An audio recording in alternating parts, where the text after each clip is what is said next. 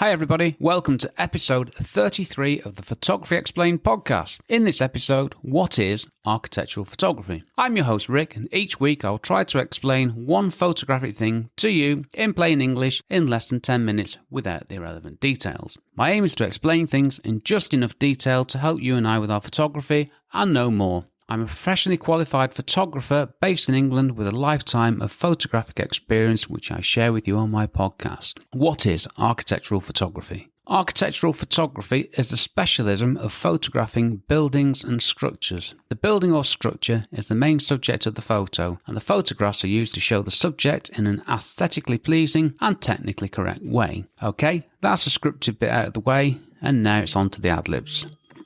As my phone goes, perfect. Sorry, Apple, I thought Do Not Disturb stopped that from happening. I'm not going to edit this out. This is real life. It's ironic, really. This is take 3 of this podcast episode. Take 1... The message just come in now. Take 1 was a failure just because I was rubbish. Take 2, I was about 5 minutes into it and one of the neighbours started beating the living daylights out of something in the garden, which was nice. So take 3 has been interrupted by a phone call, but I shall crack on. It's ironic really because architectural photography is my thing. This is what I do, and this is the one thing I was really excited to talk about, but events look like they're trying to stop me. Anyway, let's get on to it. I've got a list of bullet points here, which are my little prompts. Apart from that, it's all straight off the top of my head. What is architectural photography used for? This is point 1.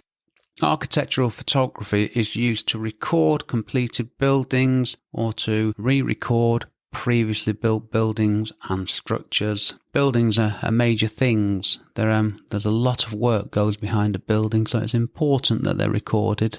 There's many different uses of the photos. I'll get onto those in the next points. Number 2, why do I love architectural photography?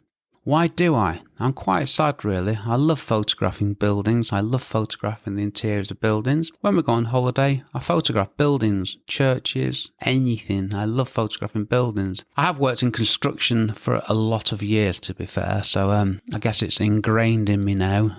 My first job in construction was when I was about 15, which I made a particularly poor job of. I still love architectural photography. I still love photographing buildings. 3, who do I take photos for? Well, in the last episode, I touched on product photography.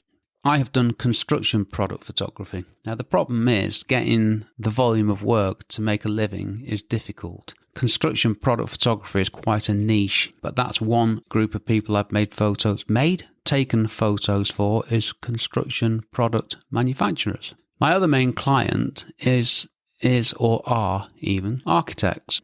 Architects design buildings.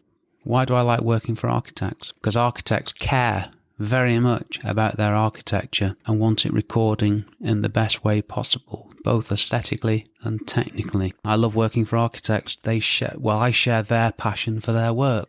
And the phone's just gone again. Unbelievable. Can you make a living from architectural photography? Yes, you can.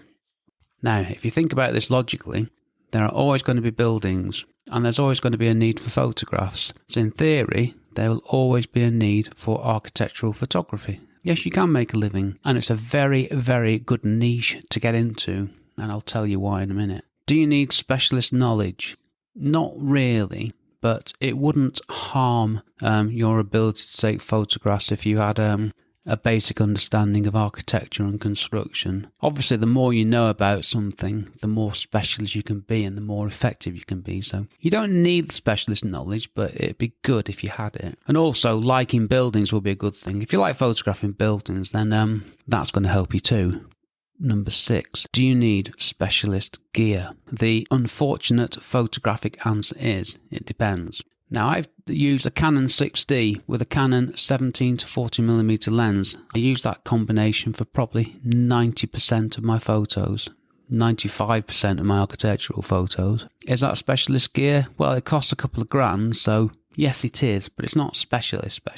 It's gear. I have, however, done an architectural shoot using an Olympus EM1. That's a micro 4/3 camera. Again, not cheap, but there's more than one way of doing these things.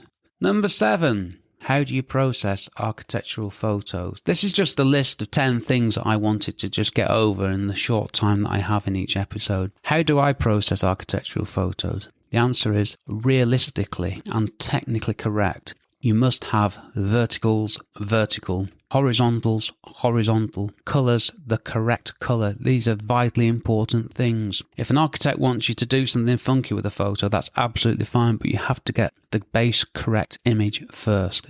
Most important thing. I'll give you a quick tip here. When you straighten your verticals, it looks a little bit too vertical, so you make it lean back, just give it a little bit of lean back, maybe 5%, and it looks natural. How do you start as an architectural photographer?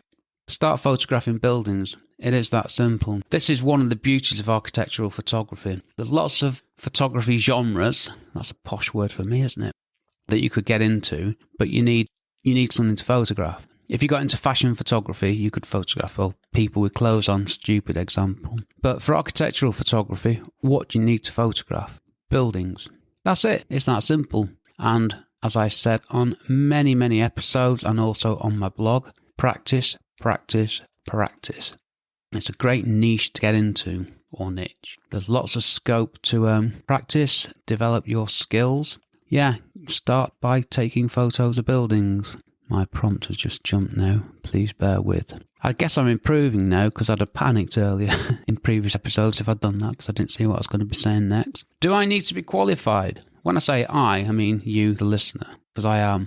No, you don't have to be. There's no architectural photography qualification, as far as I know. I mean, I'm a chartered builder, member of the Chartered Institute of Building. I'm also an associate of the British Institute of Professional Photography. So I'm qualified in architecture. Sorry, not architecture. That'd make me an architect, wouldn't it? No, I'm not an architect. But I am qualified in construction and photography, which makes me a little bit unique. There's other things that make me a little bit unique, but we won't talk about them now. No, you don't need to be qualified, but to have a professional qualification in photography, I would always recommend. Now, others may disagree with that, but I don't care. It's my podcast, my opinions. Number 10, check out my website. Now, this podcast isn't about self-promotion for me and my work and how brilliant I am. I will make an exception for this episode and the next episode because my website, rickmcavoyphotography.com, is all about my architectural and construction photography work. Sure, it digresses onto some other things. That's the main bit of my business website. Okay, quick recap. Architectural photography is a specialist area of photography, taking photos of buildings and their architecture. Didn't quite like that one. What do I want you to do now? Number 1, go out and take some photos of a building or buildings. Number 2, let me know how you get on. Send me a message on Twitter @RickPhoto. Number 3, subscribe to my podcast if you enjoyed this episode. This helps me. Number 4, rate and review my podcast. Again, if you enjoyed this episode, this helps me too. And number 5, tell someone you know about my podcast. This also helps me. I know, asking for a lot of help here. Next episode, I'm going to go into the other part of my specialism and talk about construction photography, which is actually quite a different subject. Okay, I'm done. Thanks for listening to my small but perfectly formed podcast. Check out my website, rickmcavoyphotography.com, where you can find out all about me and my architectural and construction photography work, as well as my blog, where you can learn lots more about photography. Also, check out the brand new Photography Explained podcast.com, the new home for my podcast. Finally, let me know if there's a photography thing you want me to explain, and I will add it to my list. Head over to my website, photographyexplained.com, and click on the podcast episode's title. I nearly got to the end without making another mistake. And if I explain your thing, I'll give you a shout out on that episode. The list is live for all to see. This episode was brought to you by the power of hope that I can speak without making a mistake one day. I've been Rick McEvoy. Thanks again for listening to me and for giving me 10 minutes of your valuable time. And I will see you on the next episode. Cheers from me, Rick.